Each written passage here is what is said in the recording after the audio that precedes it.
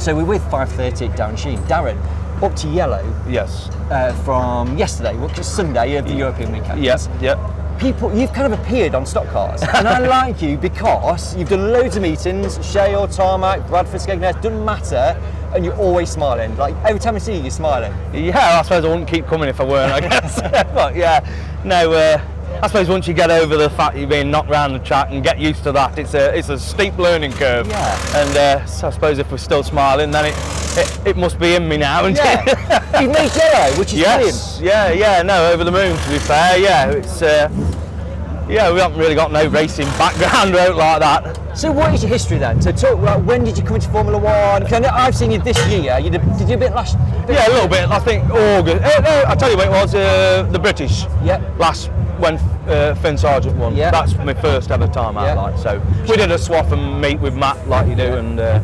and I think the smell of the fuel gets in you and. The Chevy engines, it's what's not to like, I guess. So have you watched Formula One prior to? No. So how did you come across? This is great. George Elwell, I drink with him in the pub. He says, "Are you coming to watch me?" I said, "Yeah," and fell in love from there on. Really? So yeah, and he actually won that. He won it. I think he won his heat or something like that. Yeah. So I don't know. The buzz, it was a good buzz. So. But how many meetings done this year? Because it feels like you've done a lot. So I've seen you quite a lot this year. We've only missed a King's Lynn, I think. Yeah. Just a King's Lynn. Yeah, we've done the rest. And I aim to do. That was through christening and a baby shower, so you have to do them. Yeah. My missus follows me around the country, so I have to. When she wants to do something, we've got to do it. Good. So is the plan to do the same throughout the season as many as possible? Try and do as many as I can. Yeah. Seat time. Yeah. Seat time. Yeah. We're chasing grades now. So. See, it's all about the points. Yeah. So you would start like not smiling anymore. Getting all serious. Yeah.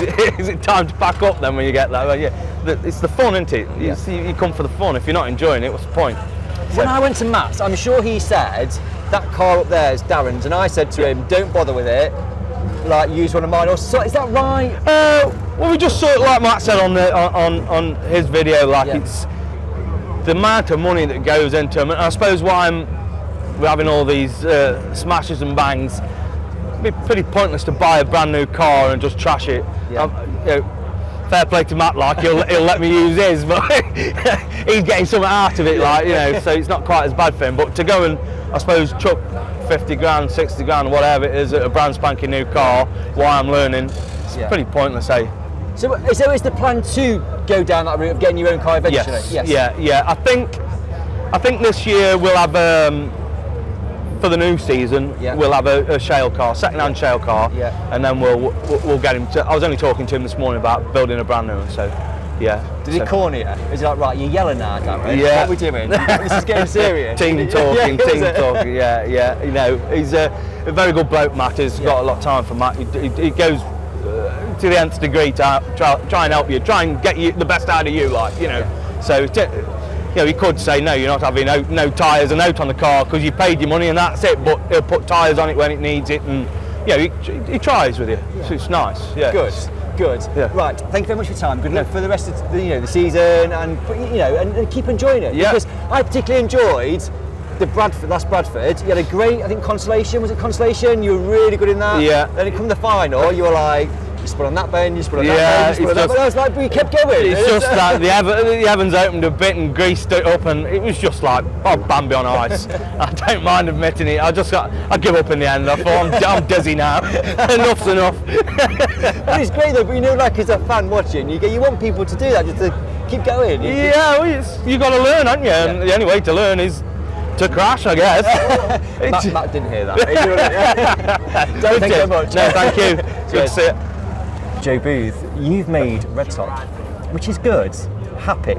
Yeah, you're very happy. Yeah, I mean it's been a challenging season. The first couple of months were absolutely terrible, but I mean we're getting somewhere now, and we're not very far away from the top men. So yeah, we're a lot happier than we was.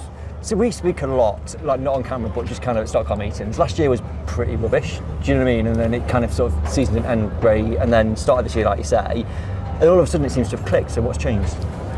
Obviously last year we had a lot of engine issues, and then obviously if you're not confident within the engine or the car, you might as well not be sat in it. So, and I think we've got to a stage now where, touch wood, we know everything's going to stay in one piece, and and at least when it's all in one piece, we can go back to the workshop and then maintain rather than fix. Yes. Because it's time, isn't it? Yeah. Absolutely. I get that. And then you went from red last night, so the Saturday of the European, and you pick up like strong places from red. Yeah. I mean, to be fair, I don't think it's much different to starting back blue. Yeah. But it's 90% of it's luck. If you get away, you're away. But if somebody wants to try do something from behind, leave it all on, whatever, I would have been nowhere near them, would I? Okay. So going into today, do you go right? I can win the European. Yeah, I think you've got to think like that. I mean, maybe 8 weeks ago I would have been struggling thinking we're going to get in it, but no, I think you've got to go with the mentality of, I'll be there or somewhere near. But again, it'll be 90% luck. If you can survive the first 3 or 4 corners, I think you'll be somewhere near. But you've always got to be there at the end. You have, Joe. You have. And a stock car race is never won on the first corner. It's not. You want to be in the world final as well? Yes. Which you don't race tarmac anymore. No. So why do you want to be in the world final? It's just one of them things. I've never been in one. My dad were never in one. It's something I need to do before we say, this is it. Yeah. So I want to get in that, and I want to get in the shootout as well. Yes. It's different this year, isn't it, the shootout? Yeah. And do you kind of see it as being better for someone like yourself that can't compete on every meeting, every surface? So do you think that kind of gives you a real good chance to take this up roof? Yeah, I think I could have a say. Yeah. I'm not going to win it. I'm not going to be nowhere near winning it, but I'd like to think that I'd have a say in who does. Yeah. Good. We like that. We like stories in stock cars. That makes a good story. Yeah. Joe, thanks so much, and good luck for today. Thank you very much.